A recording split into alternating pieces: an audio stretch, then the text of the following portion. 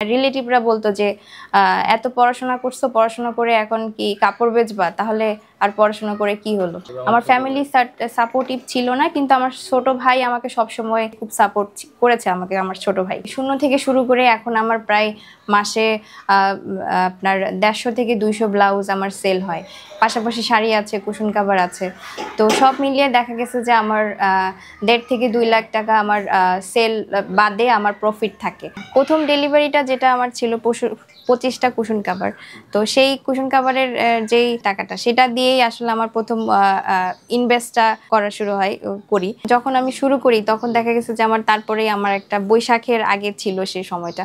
যেহেতু টেলারের কাছে গিয়ে আমার ইয়েটা করা হইতো, ব্লাউজগুলো রেডি করা হইতো, টেলারের কাছে দিয়ে তারপর ওখান থেকে আনা হইতো। তো দেখা গেছে যে বৈশাখের আগে ওদের নিজেদের অনেক বেশি অর্ডারের চাপ থাকে। তো সেক্ষেত্রে ওরা আমার অর্ডারগুলো আর নিচ্ছে না। দ্রুত 3 দিনের ভিতর 2 দিনের ভিতর যেগুলো আমার লাগবে সেগুলো আমার পাচ্ছি না। দেখা গেছে যে এভাবে আমার অনেক অর্ডার আমি নিতে পারিনি। সেই বাধাটাই হলো আমাকে সবচেয়ে বড় একটা ধাক্কা দেয় যে না, এইভাবে যদি হয় তাহলে তো আমি আসলে কাজটাকে এগিয়ে নিতে পারবো না। সেখান থেকেই দেখা গেছে যে আমার এই মেশিন কিনে দেন আমার এই লোক খুঁজে এই একটা সেটআপ রেডি করার একটা চিন্তা আসে মাথায় যে না, আমি যদি এভাবে অর্ডার না নিতে পারি ওকেশন গুলাতে, তাহলে তো আর আমি এই কাজটাকে এগিয়ে নিতে পারবো না। দেন আমার একটা ছোটখাটো সেটআপ, একটা মেশিন এবং একটা টেইলার দিয়ে আমার যাত্রাটা শুরু হয় যে এই মেশিনের করতে হবে। এই 2-2.5 বছরের যাত্রায় দেখা গেছে যে আমি 30 থেকে 32 জনের যে নারীদের যে কর্মসংস্থান করতে পেরেছি, এটার জন্য আমি অনেক গর্বিত।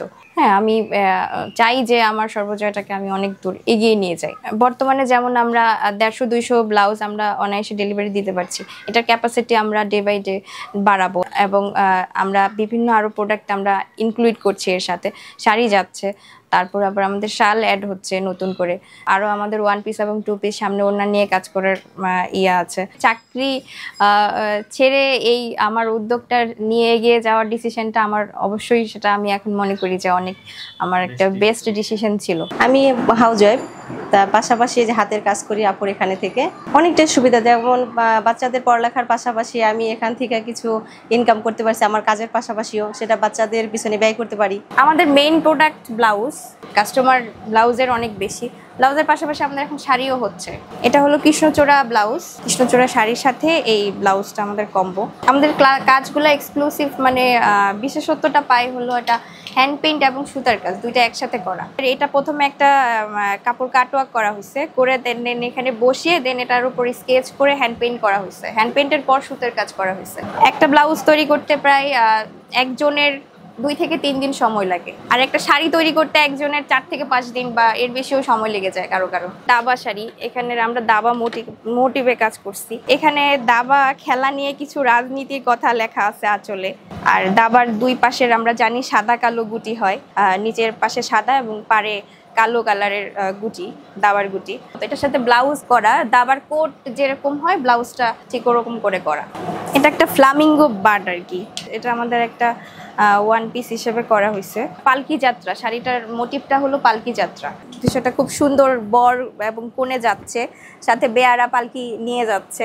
সর্বজয়ার শুরুটা ওভাবে গোছালোভাবে ছিল না, যে প্ল্যানিং করে আমি শুরু করিনি সর্বজয়া কাজটা। এটা আমার ভালো লাগে থেকে, মানে আমি ছোটবেলা থেকেই ক্রাফটিং, আঁকা আঁকি, ছবি আঁকা, এগুলো হাতের কাজ, এগুলো আমার একটা প্যাশন ছিল। বাসার জন্য করতাম, নিজের জন্য করতাম, রিলেটিভদের জন্য করতাম, বন্ধু বান্ধবদের জন্য করতাম।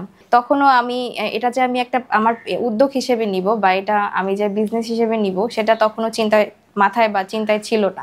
এখন দেখা গেছে যে সবাই আমাকে খুব সাপোর্ট করে। এখন আমি সবার থেকে অনেক সাপোর্ট পাচ্ছি। আমার বাবা মা সবাই আমাকে অনেক হেল্প করে। ছোটবেলা থেকে আমি এখানের স্কুল কলেজ, আমি ক্যান্টনমেন্ট স্কুল অ্যান্ড কলেজে পড়ছি। দেন আমার অনার্স করি আমি ইংলিশ লিটারেচারে অনার্স করি বাংলা কলেজ থেকে। দেন মানে অনার্সের শেষেই আমি আর কি ছোটখাটো একটা জবে ঢুকেছিলাম। তো সেখান থেকে আমার মানে জবটা, মানে আমার নিজের জন্য মানে জবটা কমফোর্টেবল ছিল না। দেন আমি চিন্তা করলাম যে কিছু একটা করা, মানে আমার ছোটবেলা থেকে একটা অদম্য ইচ্ছা ছিল যে কিছু একটা করতে হবে। দেন চিন্তা করলাম যে আমি ছোটবেলা থেকেই এসব ড্রয়িং করা, দেন আঁকাআঁকি করা, এগুলো হাতের কাজ করা, এগুলো আমার বাসায় সবসময় আমার করা হতো আর কি। হ্যাঁ, আমি ছোটবেলা থেকেই করতাম এই জিনিসগুলো। দেন এগুলো থেকেই আমার আর কি উদ্যোগের এই চিন্তাটা।